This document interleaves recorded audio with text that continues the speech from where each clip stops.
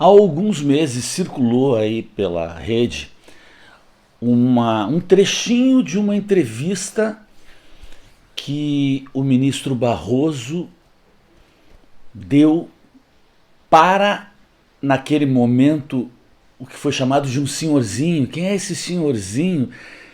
Ninguém sabia quem era aquele senhorzinho que estava colocando o ministro Barroso numa saia justíssima. Era só um trechinho e realmente esse vídeo ele circulou en passant, assim, não foi todo mundo que teve acesso, mas foi um bafo quente, foi uma encurralada que esse senhorzinho deu no ministro Barroso, que naquele momento, esse papo ele foi há 8 meses atrás que parece que aconteceu. E eu agora descobri quem é esse senhorzinho e consegui o papo inteiro, a entrevista inteira. Bom, primeiro esse senhorzinho é o Roberto Mangabeira Unger. Roberto Mangabeira Unger, apesar do sotaquezinho que parece que ele é um americano, não, ele é brasileiro.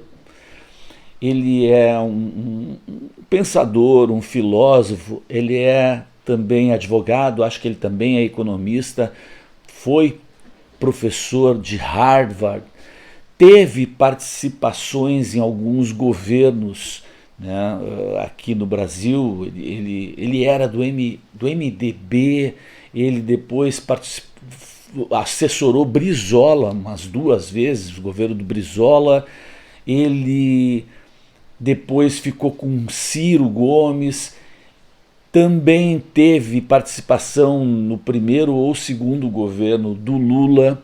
É um cara que eu diria que, pelo currículo dele, ele está mais para a esquerda. Ele não é um radical de esquerda, eu diria que ele era um centro-esquerda, mas que me parece que foi evoluindo. Hoje eu acho que ele não é mais tanto do campo esquerdo, acho que a forma de pensar dele sim. Havia até um papo que ele ia entrar agora com um habeas corpus para impedir a prisão do Bolsonaro, até surgiu essa fofoca aí, mas ele disse que não. Enfim, isso aí não, mas isso não interessa muito. O que eu quero mostrar agora, a gente sabendo quem é ele, esse trecho que é uma saia justíssima que ele coloca para o agora presidente Barroso. Quando foi colocado, o Barroso ainda não era presidente, mas não faz muito tempo, foi agora. Vou deixar o link da entrevista completo, achei importante ouvir tudo. É uma conversa bacana, boa, onde o Barroso está bem à vontade, bem erudito, bem articulado, mas quando chega nesse ponto ele se perde totalmente. É vergonhoso ver como ele se perde, fica encurralado, não sabe como responder, fica tentando tirar o corpo fora e fica óbvio que o STF cometeu um grande erro. Ele deixa transparecer isso sem dúvida nenhuma. Ouve. Voltando ao início da nossa conversa, nós falamos só sobre o ativismo judicial bom. E o ativismo judicial ruim também existe. Mas não no Brasil. Não no Brasil não existe. Quando há um truque técnico ou formal, muitas vezes motivado por fatos antigos e surpreendentemente usado para produzir uma reviravolta política para armar e desarmar quadros eleitorais. Isso é o que eu chamaria o ativismo judicial nocivo.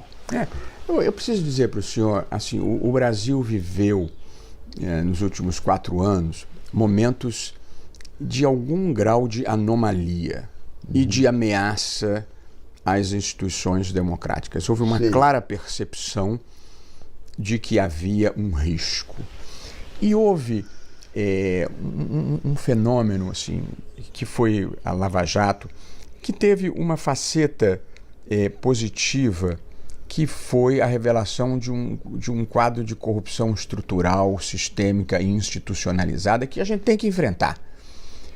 Mas, por outro lado, houve uma politização eu diria marcada, sobretudo, pela ida do juiz da Lava Jato para o ministério do governo Bolsonaro, que deu uma certa legitimidade ao discurso de que ali houvera uma perseguição política, especialmente em relação ao presidente Lula. Até porque, na minha visão, os erros da Lava Jato ocorreram em relação ao presidente Lula. Sim. Porque eu acho que tirar do jogo uma quantidade de pessoas que foram retiradas do jogo foi muito bom para o Brasil. Sim, mas o senhor não diria Então, que o melhor seria enfrentar aquilo diretamente, não, em vez de arranjar um tecnicismo processual para resolver o problema?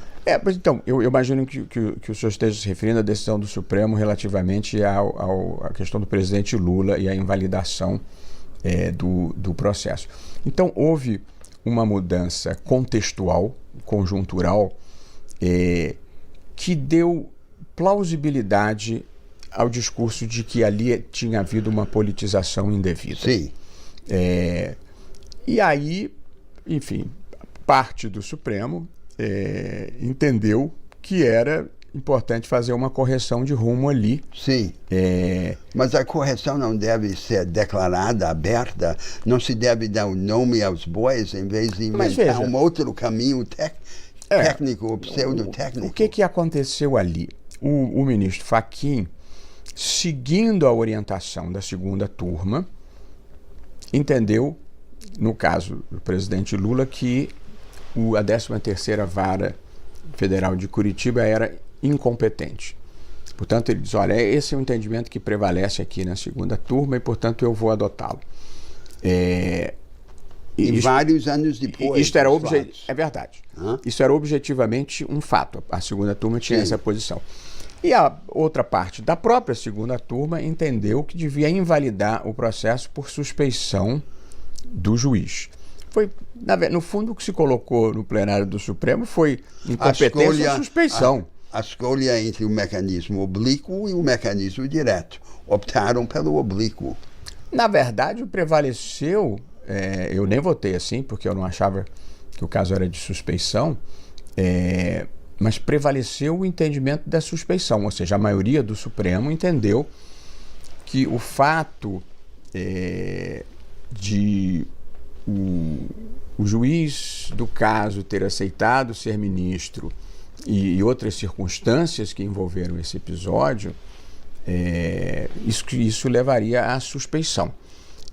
Eu preciso dizer que eu não fiz parte nem do endeusamento, nem da demonização da Lava Jato. Acho que houve coisas positivas e importantes e acho que houve coisas criticáveis e elas se concentraram, eu diria, na figura do presidente Lula. As críticas que eu faria de vazamento da conversa com a presidente Dilma, uma condução coercitiva que talvez não se justificasse, o próprio PowerPoint, em que no momento da denúncia você já aponta quem é culpado, a gente diz quem é culpado quando o processo termina, a divulgação da delação do ex-ministro Palocci num momento eleitoral. Ali acho que houve erros. Eu não dou muita importância para a Vaza Jato, que considero que ela é produto de crime.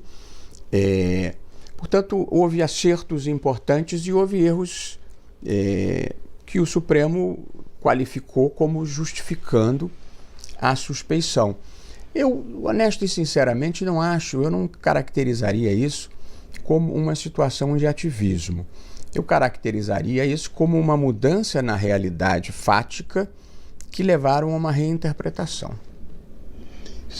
Depende tudo dos detalhes, não é? Se concordarmos que o processo estava viciado e diz que estava viciado e anula, é uma coisa.